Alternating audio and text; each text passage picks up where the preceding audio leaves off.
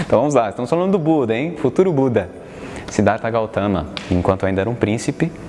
E desde o começo eu acho muito bacana, é importante a gente retomar. Nós estamos falando de um Deus, um ser sobrenatural, mas alguém de carne e osso, então, que traz uma história muito humana e, é claro, um potencial humano, porém um potencial muito benéfico. Estamos falando de alguém que desde o começo manifesta compaixão, empatia e tem um certo senso de busca, de querer conhecer, querer entender mais.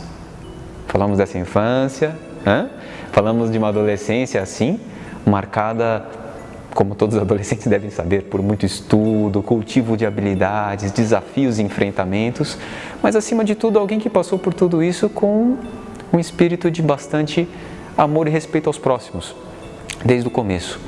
Por que é interessante saber disso e falar disso?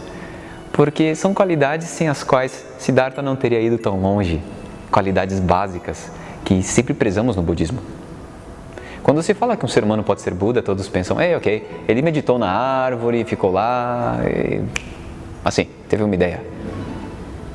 Talvez não seja tão simples.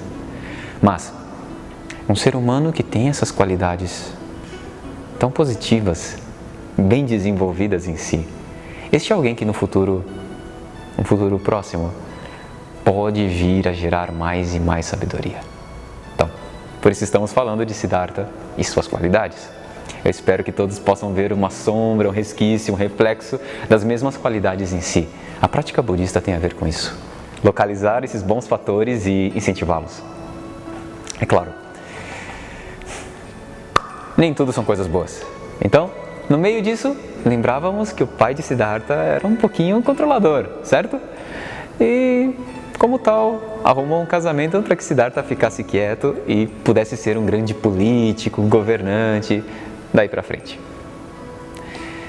Siddhartha teve um bom casamento, inclusive teve um filho chamado Rahula. Nomes são difíceis, mas vamos repetir.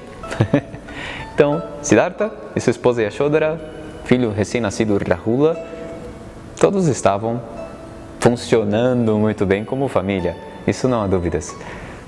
O que em si faltava em Siddhartha era uma certa compreensão maior do porquê de tudo aquilo, ou, enfim, o que há além dos muros que eu não posso ver, porque seu pai o mantinha preso. Então, lá pelas tantas, o pai concede ao pedido já de muitos anos do filho, que era sair e conhecer mundo afora, a população de Kapilavastu, aquele reino. E é uma experiência marcante, hein? Bom, é como sair do seu palácio e ver a favela. Ou quem sabe pior, a Índia da época era marcada por muitas desigualdades. Então, o pai ainda tentou maquiar de todos os modos possíveis e ordenou: limpem as ruas, coloquem tinta nova nas paredes, ornamentos e, mais do que isso, escondam os velhos e doentes. Tentou maquiar. Não deu. Nos primeiros passeios de Siddhartha, como são as coisas, né? Quer esconder é justamente o que aparece. Ele acabou encontrando um senhor desesperado que fugiu porque mendicava comida. Não conseguiram conter esse senhor. Embora quisessem esconder do príncipe para que o príncipe não o visse, aí estava. E era um senhor velho e de aparência mais debilitada. Primeira vez que Siddhartha via alguém tão pobre, tão velho. Então, ele perguntava para o seu assistente: Ei, o que é este ser? E este é um velho, diziam. Velho. Ele não sabia ainda o que era velhice nos seus termos mais, vamos dizer, complicados. Siddhartha estava enfiado num local cheio de pessoas jovens, saudáveis e belas. Assim ordenou seu pai. Ao ver pela primeira vez alguém em declínio, na sua idade mais avançada, então Siddhartha percebeu que algo estava mal. Minha esposa, meu filho, meu pai, eu, vamos ficar assim? Responderam.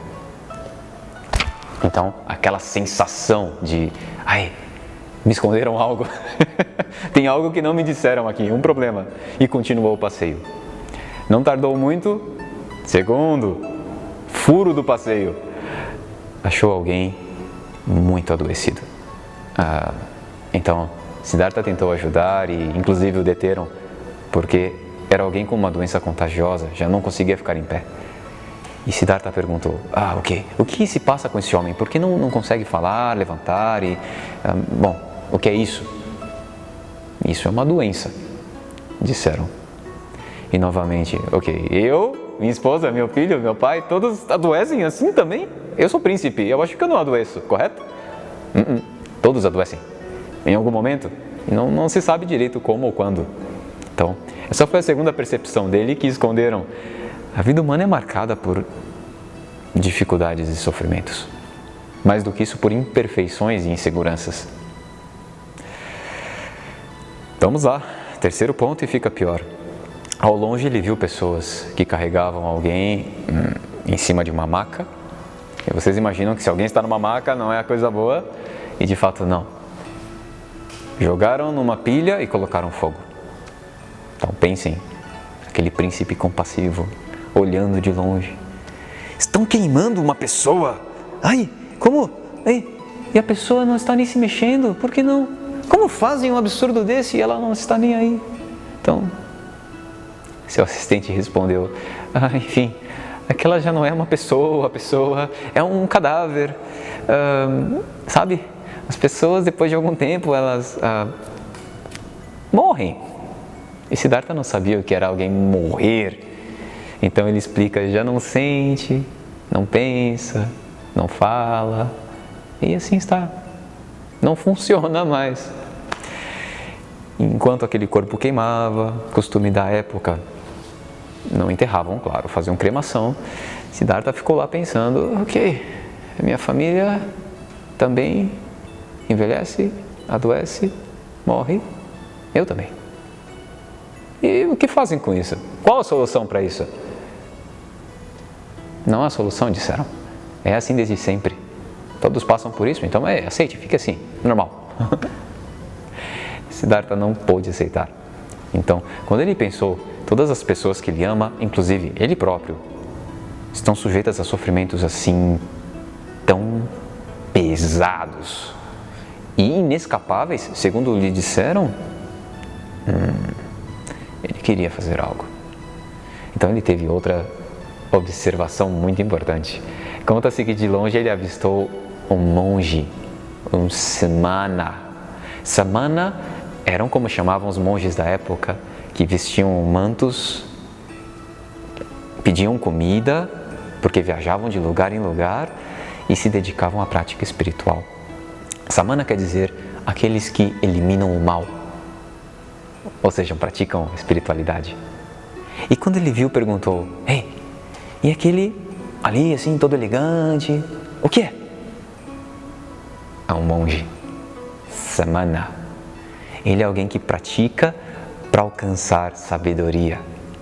Então, naquele dia Siddhartha pensou consigo, talvez, se eu me tornar um samana, eu posso descobrir um jeito de eliminar o sofrimento da velhice, doença, morte, e assim ter uma resposta para todos. Se não fizeram isso, eu posso fazer. Muito humilde, hein? Até então informação inédita, mas por que não tentar? E aquilo ficou na cabeça dele. Seria o próximo passo. Siddhartha estava em busca de sair para achar respostas que até então ninguém tinha. Como resolver os sofrimentos mais difíceis da humanidade? Uma liberdade que passasse por cima da doença, velhice e morte, e não fosse apenas uma felicidade temporária, mas algo que representasse uma segurança última.